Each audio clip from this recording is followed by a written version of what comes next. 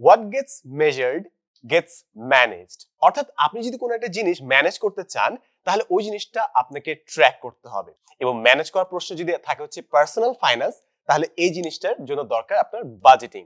এখন আমরা অনেকেই বাজেট করতে চাই, কিন্তু হয়তো আমরা লিখে রাখি না, আমরা এই খাতায় হিসাব না করে মাথায় হিসাবটা রাখি, যেখানে আসলে সমস্যাটা হয়ে যায়। তাই পার্সোনাল ফাইন্যান্সের ফাউন্ডেশন হচ্ছে আপনি ট্র্যাক করবেন। হয়তো আপনি কোনো অ্যাপ ব্যবহার করবেন, হয়তো আপনি গুগল শিট ইউজ করবেন, অথবা খাতায় লিখে রাখবেন। এখন আমরা সবাই জানি যে আসলে এগুলো জিনিস লিখে রাখা দরকার, কিন্তু সমস্যা হচ্ছে ছোট ছোট হিসাবগুলো, খুচরা হিসাব। যে দিনে হয়তো আপনি 50 টাকা রিক্সা ভাড়া দিচ্ছেন, খরচ লিখে রাখবো, দরকার নেই। ফ্রেন্ডকে একটা ট্রিট দিলেন, 30 টাকা লিখে রাখবো, আচ্ছা দরকার নেই।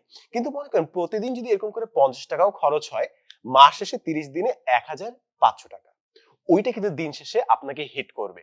তাই পার্সোনাল ফাইন্যান্সে আমরা অনেক সময় ভাবি যে আচ্ছা ট্যুরের হিসাবটা ঠিক মতো করতে হবে, রেস্টুরেন্ট বিল এটা ঠিক মতো করতে হবে, কিন্তু এই ছোট ছোট হিসাবগুলোই কিন্তু দিন শেষে সব থেকে বড় হয়ে দাঁড়ায়। কিন্তু মেইন কনসেপ্ট হচ্ছে যে জিনিসটা আপনি ট্র্যাক করবেন।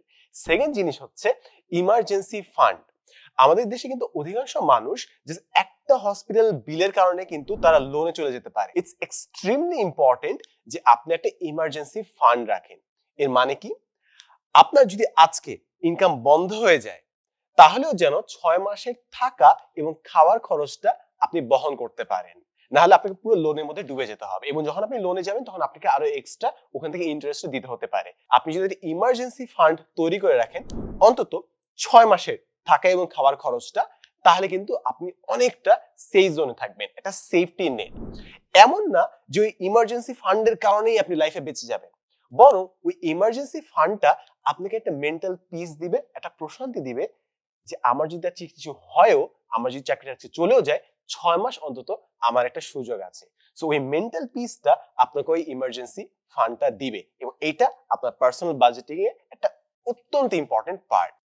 And final and the most important part is Warren বাফেটের একটা উক্তি। তিনি বলেছিলেন যে ভাই, আগে খরচ করে তারপর সেভ করবেন না, আগে সেভ করে তারপর খরচ করেন। অর্থাৎ সেভ করার পর, সঞ্চয় করার পর যা আপনার বাকি থাকবে ওইখান থেকে আপনি খরচ করবেন। কিন্তু আমাদের জিনিসটা উল্টা, আমরা কোনো একটা হয়তো কাপড় দেখে রাখি, এটা আমার কিনতে হবে, মাসের শুরুতে যখনই টাকাটা আমাদের ব্যাংকে আসে সাথে সাথে আমরা খরচ করি। তাই মাসের শুরুতে আমরা সবাই রাজার হালে থাকি, মাস শেষে আমাদের একটু কিপটামি করতে হয়। তো এই জিনিসটা বারবার হয়ে আসছে, এবং আমরা যদি একটু ওয়ারেন বাফেট ওই উক্তিটাই যদি জাস্ট মাথায় রাখি যে আগে সঞ্চয় করে তারপর খরচ করেন, প্রথমে খরচ করে সঞ্চয় করবেন না, তাহলে আমরা অনেকটা বেটার ফাইন্যান্সিয়াল সিচুয়েশনে থাকবো। এখন দেখেন, পার্সোনাল বাজেটিং নিয়ে বহুত কিছু বলা সম্ভব, আপনি বহুত হিসাব করতে পারেন, কিন্তু তবু দিনের পর দিন, মাসের পর মাস, মাসের শুরুতে আপনি রাজা থাকেন, মাসের শেষে আপনি অনেকটা একটু কিপটামি করা শুরু করেন। আমরা সবাই জানি যে ভাই বাজেট করা দরকার, তবু আমরা করতে পারছি না। এর ফান্ডামেন্টাল রিজন হচ্ছে আমরা যুক্তির চেয়ে বেশি আমরা ইমোশন দিয়ে বেশি ড্রিভেন, এবং তাই আপনার নিজের ইমোশন গুলো আপনাকে খুব ভালো মতো বুঝতে হবে।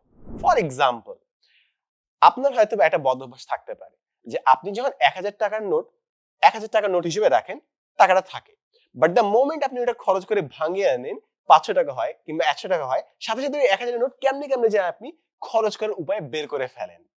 তাই আপনি আরেকটা জিনিস খেয়াল করতে পারেন, যেরকম আমার যদি ব্যাংক ব্যালেন্সে আমার অ্যাক্সেস থাকে, তাহলে আমি সাথে সাথে খরচ করা শুরু করি। কিন্তু আমি ব্যাংক অ্যাকাউন্টে যদি আলাদা করে রাখি এবং মাসের খরচের জন্য টাকা যদি আলাদা করে রাখি এবং ব্যাংকের অ্যাকাউন্ট থেকে যদি আমার হাতটা সরিয়ে ফেলি, তাহলে আমি ওরকম খরচ করি না। কিংবা আরেকটা জিনিস আমি আপনাকে বলি, যখন আপনার মন ভালো থাকে আপনি কিন্তু অনেক খরচ করেন, এবং এই জিনিসটা আমরা সবাই মোটামুটি জানি, এবং এটা নিয়ে উক্তিও আছে যে যখন আপনি খুব খুশি আছেন, পারলে সিদ্ধান্তগুলো একটু পরে নেবেন, কারণ খুশি থাকার সময় আমরা অতিরিক্ত সিদ্ধান্ত নিয়ে নেই। এর কারণ হচ্ছে আমরা ভাবি যে লাইফ এখন যত জোস ওইভাবেই জোস থাকতে থাকবে, বাট লাইফ সবসময় ওইভাবে চলে না। তাই আপনার হাতে যখন টাকা থাকে, মাসের শুরুতে যখন ব্যাংকে টাকাটা হিট করে, নট নেসেসারি তখনই আপনাকে খরচ করতে হবে। নিজের সাইকোলজিটা বোঝার চেষ্টা করুন, নিজের বদ অভ্যাসগুলো ট্র্যাক করার চেষ্টা করুন, এবং এমন ভাবে সিস্টেমটা বিল্ড করেন যেন চাইলেও আপনি ওইভাবে খরচ না করেন। নাহলে দিন শেষে ওই একই জিনিস হবে, মাসের শুরুতে আপনি ট্রিপে প্ল্যান করবেন, মাসের শুরুতে আপনি রেস্টুরেন্টে যাওয়ার চেষ্টা করবেন, এবং মাসের শেষে এসে আপনাকে টাইটটা দিতে হবে। সো পার্সোনাল বাজেটিং এর জন্য অনেকগুলো জিনিস শেয়ার করলাম, আমি যদি একটু রিপিট করি আপনাকে। ফার্স্ট জিনিস, first and foremost, what gets measured gets managed. তো আপনাকে মেজার করতে হবে, ট্র্যাক করতে হবে পার্সোনাল ফাইন্যান্স। সেকেন্ড জিনিস, নিজের জন্য একটা ইমার্জেন্সি ফান্ড তৈরি করেন, বিপদের বন্ধু তৈরি করেন। এটা আপনাকে আর্থিকভাবে যত না সুরক্ষা দিবে, এটা আপনাকে মানসিকভাবে তত বেশি প্রশান্তি দিবে। এন্ড ফাইনাল জিনিস, আগে সঞ্চয় তারপর খরচ। এর মানে হচ্ছে আপনার নিজের সাইকোলজিটা বোঝার চেষ্টা করেন এবং নিজের চাহিদাগুলোর উপর একটু হাল টেনে ধরুন। আমি আপনাকে ফাইনাল একটা গোল্ডেন নাগেট দিয়ে শেষ করতে চাই, এবং সেটা হচ্ছে দুটো ব্যাপার আছে। একটা হচ্ছে নিড আর একটা হচ্ছে ওয়ান্ট। একটা হচ্ছে প্রয়োজন আর একটা হচ্ছে চাহিদা। প্রয়োজনটা কি? প্রয়োজনটা হচ্ছে আপনার খাওয়ার খরচ, প্রয়োজনটা হচ্ছে আপনার বাবা মার ওষুধটা দেওয়া, প্রয়োজনটা হচ্ছে আপনার বাড়ি ভাড়াটা দেওয়া। তো এগুলো হচ্ছে প্রয়োজন। আর চাহিদা হচ্ছে নতুন একটা পাঞ্জাবি কিনবো, কিংবা নতুন ওই জুতোটা কিনতে হবে, কিংবা ফ্রেন্ড ওই নতুন আপডেটেড মডেলের ফোনটা কিনছে, ওটা আমার লাগবে। এগুলো হচ্ছে চাহিদা। আপনি চাহিদা ছাড়া বাঁচতে পারেন, কিন্তু প্রয়োজন ছাড়া বাঁচতে পারবেন না। তাই আপনার টাকাটা যখন ব্যাংকে আসবে, আপনার প্রথম খরচটা হবে হচ্ছে প্রয়োজনের দিকে। যখন প্রয়োজন শেষ হবে, অর্থাৎ আপনার নিডস গুলো শেষ হবে, তখন আপনি ওয়ান্টে খরচ করতে পারেন। তাই ইটস এক্সট্রিমলি ইম্পর্টেন্ট যে আপনি আপনার নিজের লাইফের প্রয়োজন এবং চাহিদাগুলোর পার্থক্য বুঝেন এবং ওই অনুযায়ী খরচ করেন।